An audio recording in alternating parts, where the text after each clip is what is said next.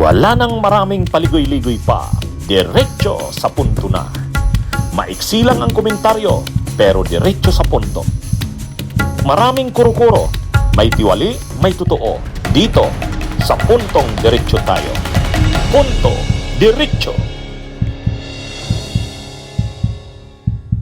Yung deferment of arrest warrant ay isa sa mga bagay na hiningi namin sa korte, no, na wag muna siya mag-issue habang dinidinig pa itong usapang ito nga tungkol sa jurisdiction. At masasabi ko lang, ang issuance of a warrant is an exercise of jurisdiction. Meaning, para makapag-issue ang korte ng isang warrant of arrest, kailangan meron siyang jurisdiction.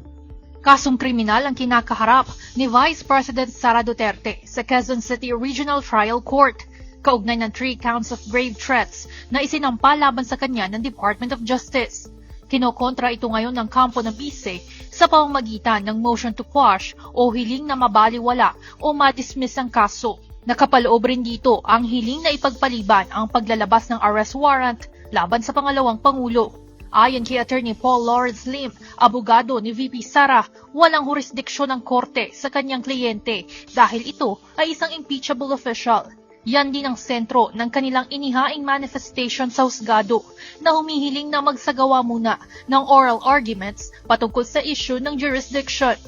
Kung pwedeng kasuhan at sampahan ng kaso at ipa-aresto pa nga, no? Kunyari, ang isang vice presidente habang nakaupo pa siya, maski na impeachable officer siya, yung ibang impeachable officers din, ganun din ba? Pwede rin pala silang makasuhan. So it's possible na it might open the floodgates, no, to lawsuits against impeachable officers. Bakit nagsabi ng ganyan ang kampo ni Sara? Tungkol yan mga kabunyog, tungkol yan doon sa, ay di ba kasi kinasuhan na si Sara sa RTC ng Quezon City, grave threats. Ha? Ay syempre pag naisampa mo na yung kaso sa korte, sunod niyan, maglalabas na yan ng arrest warrant. Ganyan yung nangyayari sa korte. Ha? Kapag naisampa na yung kaso sa korte, mabilis yan, maglalabas yan ng arrest warrant. Kaya di ba ganun ang nangyari kila Jinggoy, kila Marcoleta, pagkasampa ng ombudsman sa Sandigan Bayan, kaagad-agad ang Sandigan Bayan naglalabas ng arrest warrant. Ganyan din yan sa RTC. Pagkasampa sa RTC, nag-file na sa RTC, grave threat, ang nag-file ng kaso ay DOJ. Dapat maglalabas na ang korte ng warrant of arrest kay Sara Duterte. Kaya lang, biglang nag-file ng motion kanina ang kampo ni Sara. Nakiusap na wag daw munang maglabas ng arrest warrant. Wag daw munang arestuhin si Sara Duterte. Nakiusap yung abogado niya sa korte, nag-file ng motion. Ang request nila, magkaroon daw ng oral arguments. Kasi nga, ang stand ng kampo ni Sara, walang jurisdiction ang Regional Trial Court na i-entertain yung kaso na final ng DOJ dahil impeachable official siya. Dahil impeachable official siya, hindi siya dapat saklaw ng RTC.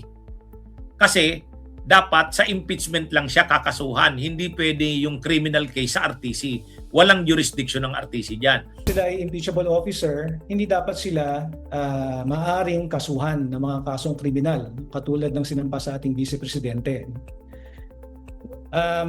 So yun yung dahilan kung bakit nag-file kami ng motion to quash. Very far-reaching and serious yung consequences presented, no, by this issue. Yun ang argumento ng abogado ni Sara. Kaya nag-file sila ng petisyon. Ngayon ang tanong, payagan kaya ng korte yung ganong argumento ng kampo ni Sara? Pagbigyan kaya yon? Malalaman natin yan sa susunod na mga araw. So sa madaling sabi, nag-motion yung abogado ni Sara na wag munang maglabas ng arrest warrant ang RTC. Bakit? Dinggin muna yung kanilang oral arguments. Kaya nagre-request sila ng oral arguments. I-argue nila na ang RTC o Regional Trial Court ay walang jurisdiction kay Sara Duterte. Bakit? Kasi impeachable official daw siya, hindi siya dapat kinakasuhan. Tama kaya yung argumento na yan ng mga abogado ni Sara? Hindi yan. Kasi kahit ka pa impeachable official, hindi ka immune from suit. Hindi ka immune from suit. Ang immune from suit lang na official ng bansa, isa lang, presidente. nakalagay yan sa konstitusyon. Pero yung ibang mga officials, kahit pa impeachable official sila, hindi sila immune from suit. Ang Vice President, hindi yan immune from suit. Kaya, ewan ko kung saan galing yung... ngayon, ang aabangan natin, ano kaya ang gagawin ng RTC ng Quezon City? Pagbibigyan ang hiling ng kampo ni Sara na huwag munang maglabas ng warrant of arrest, tapos magkaroon muna ng oral arguments, o babaliwalain ng RTC yan, maglalabas na kaagad ng warrant of arrest. Kapag ganun ang nangyari, aarestuhin si Sara. Pag naaresto si Sara, hindi naman yan makukulong kasi magpapiyansa kaagad yan. Bailable naman yung grave threat eh. Kaya lang, mapupusasan siya. At saka, makukunan siya ng mugshots. Di ba? Anong nai-imagine nyo? Kapag naglabas ng arrest warrant ang RTC, ng QC, aarestuhin si Sara. Pag naaresto si Sara, kukunan niya ng mugshots. Tapos, pupusasan siyempre yan. Ipaprocess siya. Pagkatapos, magpapiyansa yan. Pag nakapagpiyansa yan, marirelease din yan. Pero, nakuna na siya ng mugshots at saka yan mga kabunyog, mga kabayan. So, alam ng kampo ni Sara na nakakahiya yung ganun. Ayaw niya na mangyari sa kanya yon. Mapicturan siya na kinukunan ng mugshots. Siyempre, ayaw niya nun. Kaya anong ginagawa ng abogado ni Sara? Walang jurisdiction ang korte dahil si Sara Duterte ay impeachable official. Hindi siya saklaw ng mga korte. Mukhang mahirap yan. Unang-una, sa Constitution, ang nakalagay na official na immune from suit, tanging ang president lang. Ang ibang mga officials, kahit pa impeachable official sila, pwede silang kasuhan kasi hindi naman sila immune from suit. Ang Vice President, hindi yan immune from suit. Siya nga pala. Nga pala mayroon na tayong president niyan. Yun. Nga. Bakit ba naggano ako? Alam nyo nung panahon ni Duterte, kinasuhan nila si Leni Robredo. Di ba kinasuhan si Leni Robredo nun?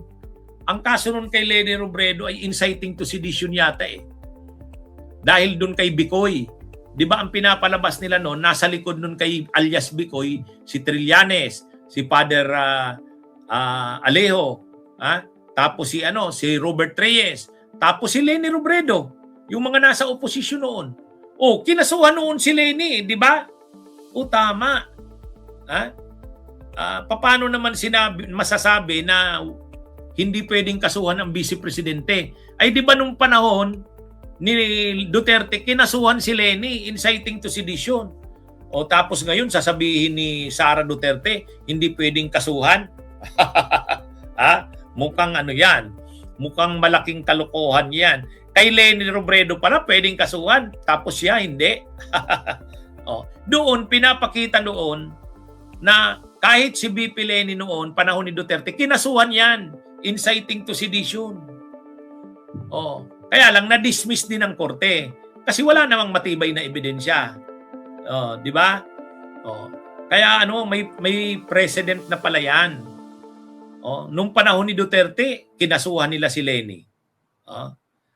Bunyog, halikan na kasama ka.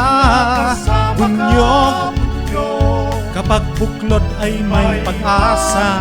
Luzon, Visayas, Mindanao, isa ang pananaw. Sa bagong Pilipinas ang bunyog isisigaw. Bunyog.